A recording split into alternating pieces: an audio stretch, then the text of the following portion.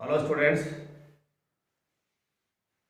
Twelfth class की poetry की explanation, theme, central idea, basis और उससे रिलेटेड कुछ क्वेश्चंस का पार्ट 4 चौथा वीडियो है।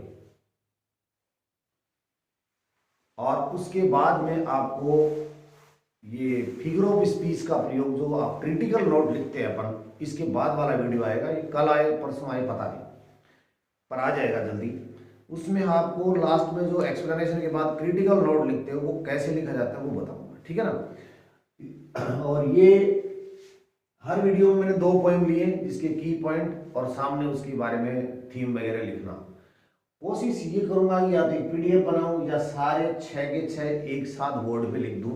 कुछ इनकी लेटर्स की स्मॉल साइज करके एक वीडियो में आ जाए इस तरह से, ये ताकि आपको ये कंसाइज हो जाए पूरा मैटर इस तरह से। तो चलिए शुरू करते हैं। ए thing of beauty, A joy for ever, ऐसा आपने लिखा होगा। पोएम का नाम है ए थिंग ऑफ ब्यूटी और इसके पोइट है जॉन कीट्स, बहुत पॉपुलर है। और वो उसका एक कोटेशन भी है, truth is beauty and beauty is truth. इसके जो की पॉइंट हमने लिया है, beauty, truth, never eliminates, ends, joy for ever, encourage to work forward, moves away the pall, sorrows, disappointments, and it's a boon।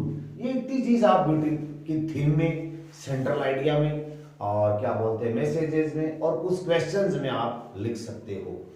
तो जैसे क्या लिखोगे, beauty truth है, ट्रुथ ब्यूटी है, नेवर एलिमिनेट्स है, नेवर एंड्स है, जॉय फॉर एवर है, encourages to work forward, आगे काम करने के लिए इनकरेज करती है, मूव्स अवे द पॉल, हटाती है सोरोज, डिसअपॉइंटमेंट, और ये जीवन के लिए एक बून है। इसका ही सामने सेंटेंस बनाए गए हैं। आप भी इसी के सेंटेंस बनाएं, चाहे ऐसे ना बने, आप अपनी लैंग्वेज में बनाएं। हो सकता है कोई ग्रामेटिकल मिस्टेक हो जाए, बट आप इन वर्ड्स को काम में लेंगे तो आप ये काम कर पाएंगे, सेंट्रल आइडिया कर पाएंगे, थीम और मैसेज और कुछ क्वेश्चन और एक्सप्लेनेशन में आपको ये कहाँ लिखना है।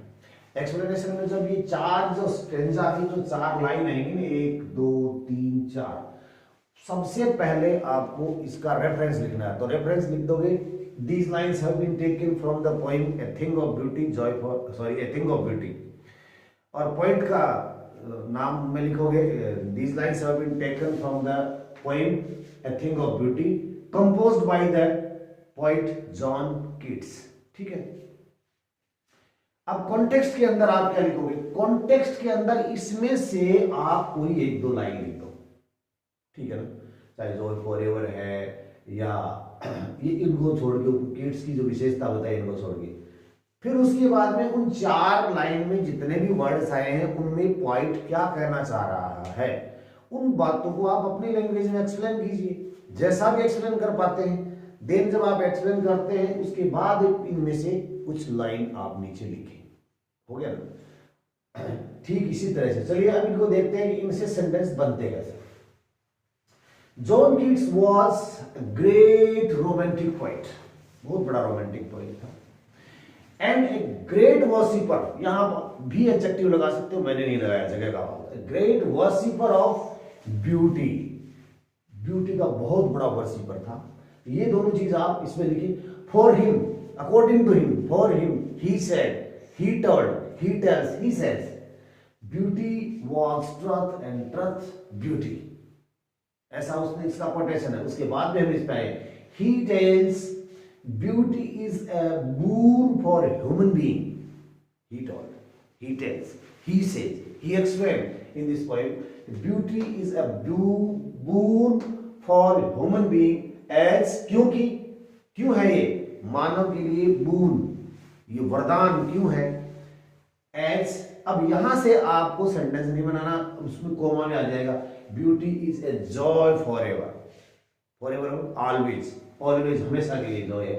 It never eliminates, never ends, never fades, ना घटती है ना कम होती है कभी भी।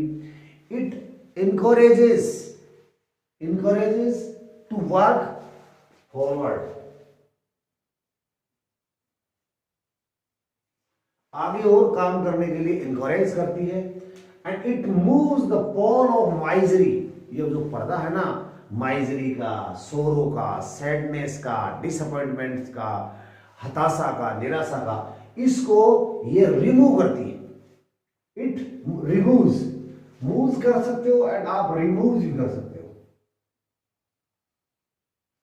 रिमूव हटाती है, इन चीजों को हटाती है, इनको इनको और इनको हटाती है। तो जो खराब घटिया चीजें उनको हटा रही है, अच्छी चीजों को एनकरेज करती है काम करने के लिए, है ना। तो ये अच्छी चीज बताइए। It is a source of unending Joy for ever. तो मोस्ट इफेक्टिव सोर्स। इससे पहले आप एडजेक्टिव का प्रयोग कर सकते हो, most effective source of unending Joy for ever. ऐसा जॉय जो हमेशा के लिए कभी खत्म नहीं हो रहा। इस तरह ये बातें आप, इसके कुछ क्वेश्चन आएंगे उसमें भी लिख सकते हो, सेंट्रल आइडिया में भी लिख सकते हो।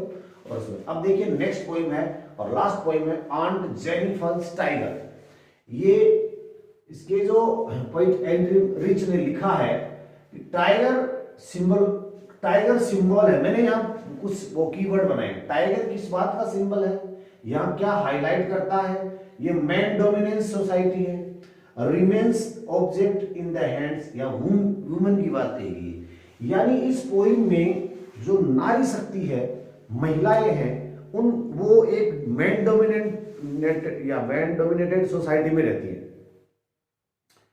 और वो जस्ट एन ऑब्जेक्ट है, उनके हाथों में उनकी स्लेव है, उन्हीं का प्रभुत्व है, पुरुषवादी समाज में रहती है।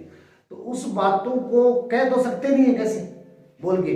तो उसने जो मेरे हिसाब से इसमें ऐसा है कि जैसे वो टाइगर के चित्र बनाए हैं स्वेटर पे, वो टाइगर उछल कूद करते रहे, प्रांस कर रहे हैं या खेल कूद कर रहे हैं, स्वतंत्र है।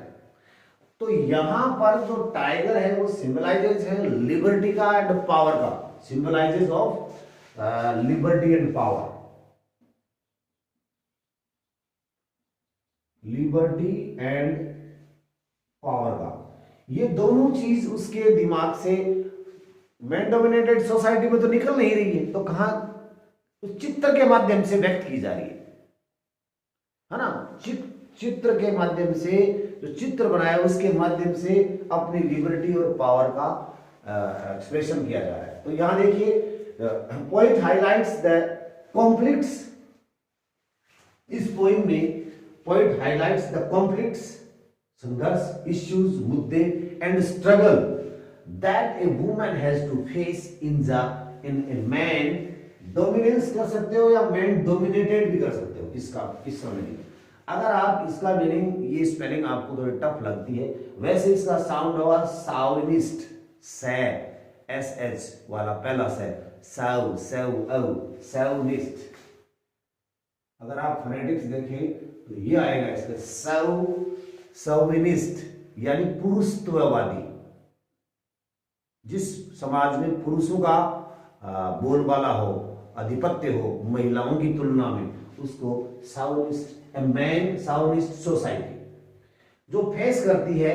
तो यानी महिलाएं जो पुरुषवादी सोसाइटी में इन जिन संघर्ष, इश्यू और स्ट्रगल को संघर्ष करती, उसको इसमें दिखाया गया है ना। सी एक्सप्रेसेस हर कंसर्न,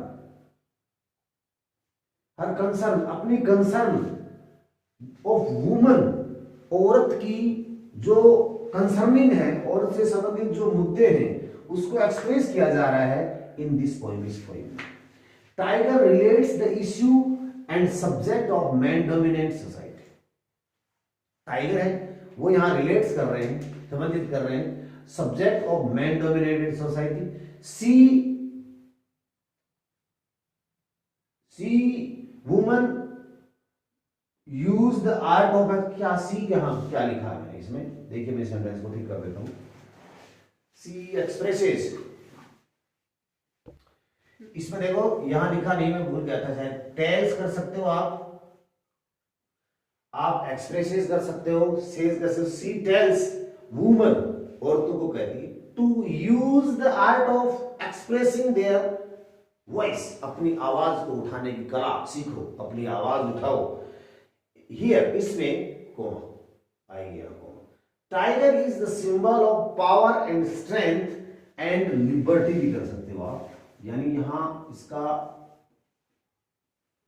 लिबर्टी का एक सिंबल है ये टाइगर। तो यहां आप देखिए, इसके में आपको करना क्या पड़ेगा कि ये चीजें मैंने क्यों लिखी है, ये आपको एग्जामिनेशन में लिखनी नहीं है, इससे आपको ये सारी चीजें याद रह जाएंगी। ये शब्द आपको काम में लाने के, tiger symbolizes liberty and power, highlights, इसमें क्या हाईलाइट, क्या हाईलाइट किया गया, कॉन्फ्लिक्ट्स, इश्यूज जो मुद्दे हैं faced by A women in the man dominated society, and remains object, ये भी देखो, ये रह गया, remains object in the hand of man.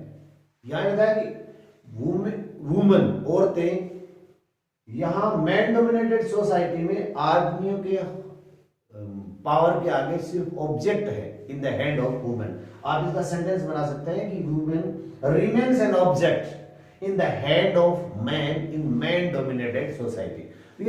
ये हमने 6 पोएम के इस तरह से, एक वीडियो में 2 आए हैं, 3 वीडियो बनाए, मैंने 6 पोएम क्लियर कर दिए।